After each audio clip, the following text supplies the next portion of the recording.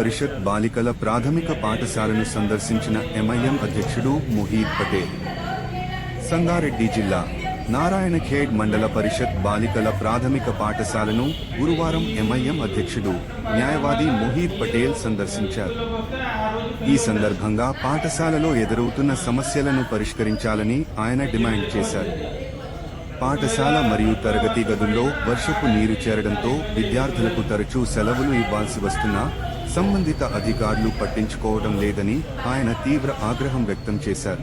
ఈ సంప్రదాగా నారాయణఖేడ్ సబ్ కలెక్టర్తో పాటు విద్యాశాఖతో ఫోన్లో మాట్లాడి ఈ సమస్యలను పరిష్కరించి విద్యాశాఖ అధికారులు అవసరమైన సౌకర్యాలను కల్పించడంతో పాటు వర్షపు నీరు పాఠశాలలోకి రాకుండా తగిన చర్యలు తీసుకోవాలని ముహీద్ పటేల్ డిమాండ్ చేశారు.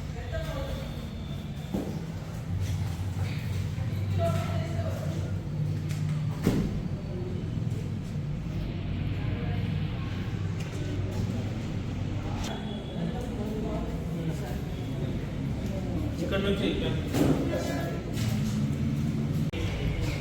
మీ పని మీరు స్టార్ట్ చేయండమ్మా.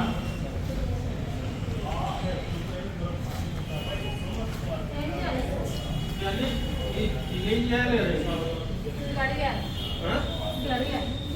ఫస్ట్ అక్కడ పడేయండి. ఇది ఉందా ఫస్ట్ గలీ తీసేసి బయటపడి తర్వాత కడగండి. ఫస్ట్ అక్కడ తీసేయాలి బయట పైన. ఇది ఫస్ట్ అక్కడ పడేయండి. ఈ టైల్స్ పైన క్లీన్ చేయండి ఫస్ట్.